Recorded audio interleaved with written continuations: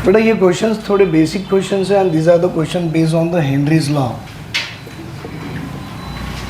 Previous class में हमने जो पढ़ा था solubility of a gas in a liquid, वहाँ से क्वेश्चन है। और बेसिक क्वेश्चन ऐसे ही क्वेश्चन आपको नीट लेवल में भी आते हैं। हाँ, कोई मॉडल्स अगर आप देखो तो उसमें न्यूमेरिकल पार्ट भी आता है, I will do that one, but ज़्यादा चांसेस नीट लेवल में यही आने वाले हैं। बेटा आपको 4 गैस दे दिए हैं, hydrogen, helium, methane and CO2, और चारों गैसेस की KH की वैल्यू दे दी है। जानते हैं what is a KH? It's a Henrys constant. और चारों भी गैसेस की हेनरीज कांस्टेंट की वैल्यू दे दिया है। और अब पूछ रहा है कि which of the following gas is more soluble in liquid? Helium, methane, H2 and CO2।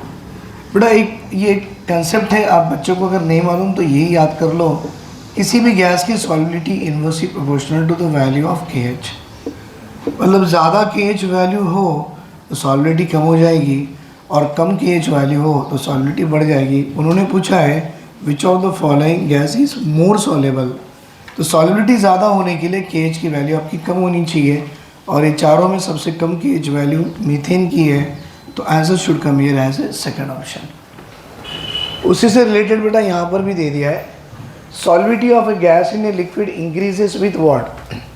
बेटा ये याद रखना है कि कभी भी सॉल्युबिलिटी ऑफ की गैस की बात करते हो तो जैसे कि अगर मैं किसी भी गैस की सॉल्युबिलिटी को KH से रिलेट करता हूँ, इनवर्सली प्रोपोर्शनल है, उसी तरह से सॉल्युबिलिटी ऑफ गैस को अगर मैं टेम्परेचर से भी रिलेट करता हूँ तो वो भी बेटा इनवर्सली प्रोपोर्शनल है।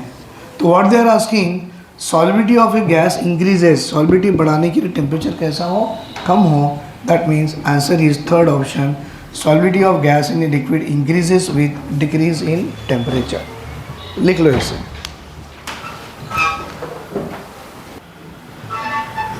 बेटा ये न्यूमेरिकल पार्ट है, हेनरीज लॉ से।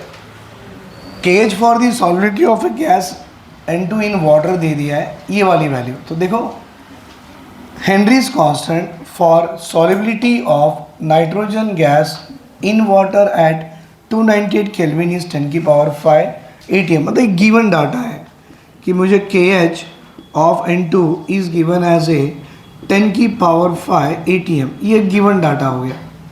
Calculate number of moles of N2 from the air dissolve in 10 mole of water. मतलब आपको number of moles of N2 in 10 moles of water निकालनी है। बाद में दे दिया, देखो बेटा टेम्परेचर दोनों में सेम है, टेम्परेचर को फ़र्क नहीं किया, क्योंकि टेम्परेचर को आगे पीछे कर देगा तो सॉल्युबिलिटी ऑफ गैस भी आगे पीछे हो जाएंगी। प्रेशर 5 ATM दिया हुआ है, तो बेटा मैं इसे टोटल प्रेशर कर दूँ, it is equal to 5 ATM। और यहाँ पर मोल फ्रैक्शन ऑफ N2 भी देख रहे हैं, that is a mole fraction of N2 in the air is 0.8। अभी आपको नंबर ऑफ मोल्स निकालना है, KH देकर है, तो हेनरीज कांस्टेंट या हेनरीज लॉ लगाइए बेटा। What is that? Partial pressure of N2 gas is equal to Henry's constant for N2 gas into mole fraction of N2 gas। अब देखो यहाँ पार्शियल प्रेशर का फॉर्मूला क्या होता है बेटा? Partial pressure is equal to mole fraction of N2, right बेटा? Mole fraction of N2 in air into total pressure of the gas equal to KH into mole fraction of N2। बेटा ये N2 in air है और ये N2 in water है, ठीक है बेटा? ये वाली मोल फ्रैक्शन नाइट्रोजन की एयर वाली है और ये वाली मोल फ्रैक्शन नाइट्रोजन की वाटर के साथ है। अब mole fraction of N2 in the air आपको दी गई है 0.8, टोटल प्रेशर आपके पास है 5 ATM। कहाँ रहा भाई ये वाला? KH की वैल्यू 10 की पावर 5 ATM। बेटा ये वाले ATM से ये वाला ATM कट गया, into what I am going to get? Mole fraction of N2 dissolve into the water. और सॉल्व करके देखो बेटा, ये 0.8 इंटू 5 4 आ जाएगा, और ये 10 की पावर 5 नीचे आ गया। So I am getting mole fraction of N2 in water is equal to 4 by 10 की पावर 5, और उसे न्यूमरेटर में ले लो 10 की पावर -5। बेटा ये इसका मतलब क्या होता? What does it means?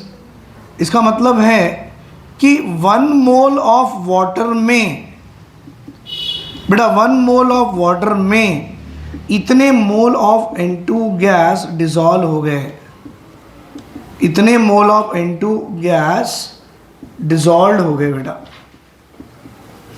और आपको सवाल में पूछ रहा है कि 10 मोल ऑफ वाटर में कितने मोल, तो 1 मोल में उतने, तो 10 मोल ऑफ वाटर में कितने, x क्रॉस मल्टीप्लिकेशन करा लो, 4 इंटू 10 की power 5 minus 5 into 10 equal to 4 into 10 की power 4, that is a mole of N2 gas dissolve in, sorry बेटा -4, that is gas N2 gas dissolve in 10 mole of water. तो 4 option में answer second option is the correct answer, right बेटा, लिख लो इसे। बेटा ये second सवाल देखो यहाँ पे, composition of air is given, मतलब N2 की परसेंटेज 80% है, ऑक्सीजन की परसेंटेज 20% है, और यहाँ पर मोल fraction of oxygen in water, मतलब ऑक्सीजन एक गैस है, पानी में डिजॉल्व कर लिए एट 1 atm में, और उसकी मोल फ्रैक्शन पूछ रहा है। बेटा mole fraction of oxygen in water, और यहाँ देखो आपने ये जो निकाला ना, it is a mole fraction of nitrogen in water, ये वाला, तो आपको ऑब्वियसली लगाना फॉर्मूला तो वही है ना, क्या बेटा, कि पार्शियल प्रेशर, सही है, देखो ये वाला partial pressure of O2 gas is equal to KH, that is a Henry's constant for oxygen in water बेटा, into mole fraction of N2 in water, mole fraction of N2 in water, हाँ बेटा mole fraction of O2 in water, अभी N2 कर रहे हैं तो N2 चाह रहा मेरे को। Partial pressure of O2 gas जो दिख रही है आपको बेटा, पार्शियल प्रेशर का फॉर्मूला कैसे अभी अभी हमने लिखे, that is a mole fraction of O2 into बेटा total pressure, then it is equal to KH into mole fraction of O2 in water. अच्छा ये जो है मोल फ्रैक्शन ऑफ O2, इसमें दिया क्या है, पहले वो देखो, KH की वैल्यू देकर है कितनी, 1.8 इंटू 10 की power -5 into mole fraction of O2 in water. बेटा यहाँ टोटल प्रेशर देखो ध्यान से, कुछ आपको दिख रहा है, मुझे तो 1 atm दिख रही है टोटल प्रेशर, तो मैं यहाँ 1 atm ले लेता हूँ। बेटा ये मोल फ्रैक्शन ऑफ O2 जो है वो कैसे निकालते हैं, आपको यहाँ देखो N2 की परसेंटेज कितनी देखी बेटा 80, और O2 की परसेंटेज कितनी देकर है 20। अगर आप परसेंटेज में देखते हो तो 100 लीटर में 20 लीटर O2 की गैस है, परसेंटेज में देखते हो। अगर आप फ्रैक्शन में देखते हो ना बेटा, तो 100 लीटर नहीं, 1 लीटर में O2 की गैस कितनी है 0.2, तो N2 की गैस कितनी है 0.8, 0.8 प्लस 0.2 मिला लो तो 1 लीटर होती है ना बेटा। तो मैं अगर मोल फ्रैक्शन में देखूँ तो I should consider in terms of 1, अगर मैं मोल परसेंटेज में देखूँ I should consider in terms of 100। तो यहाँ आपको जो दिख रहा है बेटा ये मोल परसेंटेज दिए हुए हैं। N2 की वॉल्यूम जो गैस की लीटर है 80 लीटर है, O2 20 लीटर है, दोनों मिला लो 100 लीटर, और फ्रैक्शन में देखो तो बेटा ये हो गया 0.8, ये हो गया 0.2। तो व्हाट इज दिस 0.2 बेटा, it is a mole fraction of O2 gas in air. तो बेटा ये mole fraction of O2 gas in air, बेटा ये है mole fraction of oxygen in air है ये वाला, और ये है mole fraction of oxygen in water. अब mole fraction of oxygen in air कितना लिखेंगे बेटा हम लोग, इट बिकम है 0.2, और टोटल प्रेशर आपको कितनी है 1।